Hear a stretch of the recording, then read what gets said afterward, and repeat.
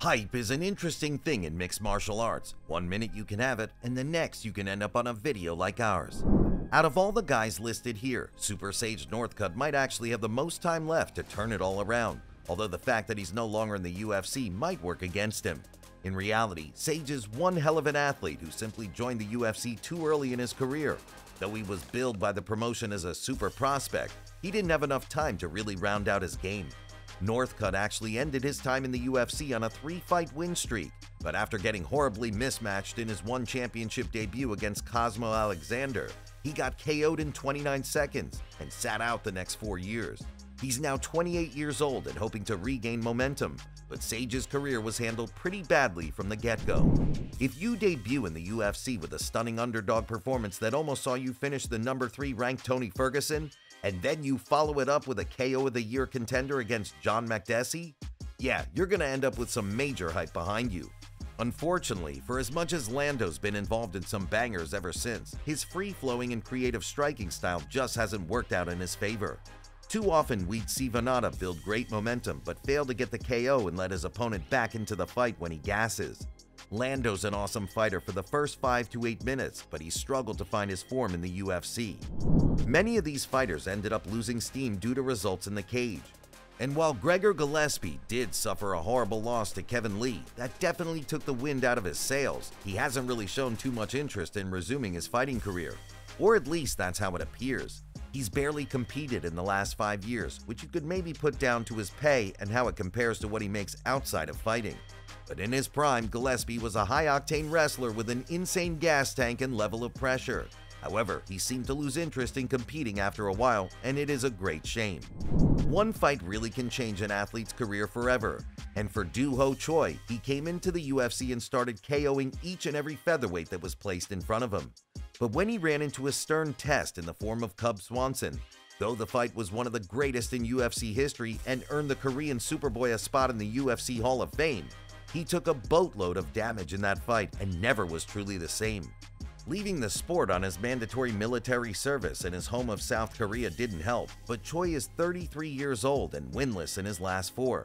Remember, if you're enjoying this content, be sure to leave a like and a comment before subscribing to the channel so you don't miss a single upload. Ryan Hall is yet another example of a fighter who just doesn't seem to have the same desire to compete that a lot of his contemporaries do.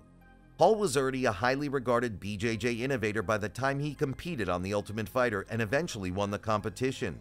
But despite looking dominant in the majority of his fights under the UFC banner, Hall ran into a real problem in the form of Ilia Topuria that definitely hurt his momentum. Getting KO'd in the first round will do that. Now, it just doesn't seem like Hall is too interested in putting together a consistent run of form, and it makes sense given that he has other forms of income. Hector Lombard seemed like he was the complete package, tallying up an incredible record of 31 wins, 2 losses, and a single draw prior to signing with the UFC. He was also an Olympic judoka, and just one look at his physique made it seem like he was going to be a major player within the middleweight division. But as soon as this hulking specimen made his debut in the UFC, it all came apart. He ended up losing his first fight to Tim Boetsch before falling into an up-and-down spell of form and eventually a terrible losing streak that saw him booted out of the top flight before too long. Lombard just didn't have that elite potential, and his 6-fight streak of defeats in the UFC before he was cut proved exactly that. Kevin Lee's another guy who seemingly had all of the key ingredients needed to become both an excellent elite-level mixed martial artist and a genuine star for the promotion. But despite climbing his way into the lightweight upper limits and almost beating the great Tony Ferguson for the interim title, Lee eventually lost that fight and proved himself to be too inconsistent for championship honors. He would eventually bow out of the UFC in shame after losing one too many pivotal clashes. He would then somehow struggle to beat an old and shopworm Diego Sanchez before getting a second chance in the UFC and losing it in rapid fashion. Eric Silva was a very promising prospect who surged into the public eye with a series of performances that were undeniably entertaining. But he also became the poster boy for fighters who looked really good before USADA and then kind of fell off when the drug testing got stricter.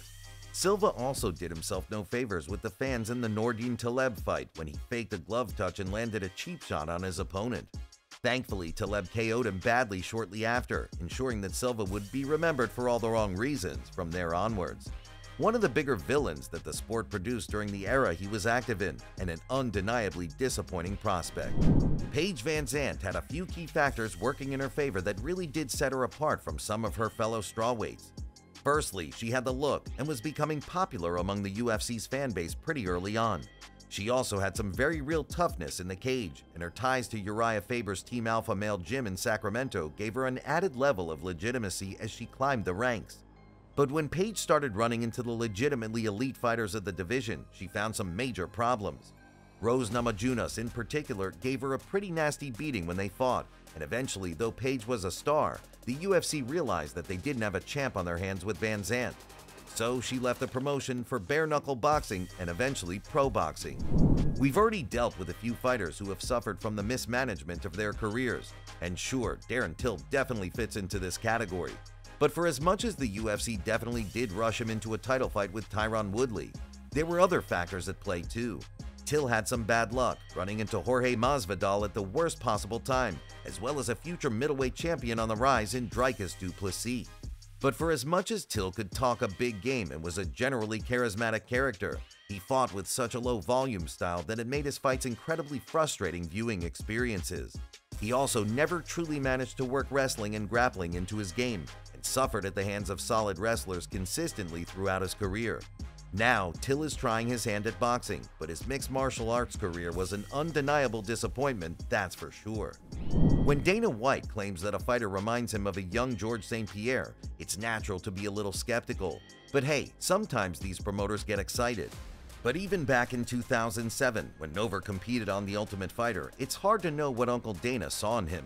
Sure, he made it to the finale with a 3-0 record, but after losing to Efrain Escudero, Nover then went on to lose his next two outings as well, getting cut from the UFC on an 0-3 record. He then went on a semi-decent 5-2 run of form that got him re-signed to the UFC, and after winning by split decision in his second debut, maybe, just maybe, Philippe Nover was about to deliver the goods. But no, he ended up losing his next 3 fights, retiring on yet another run of poor form in the top flight. The second coming of the great Georges St-Pierre? No, we don't think so either.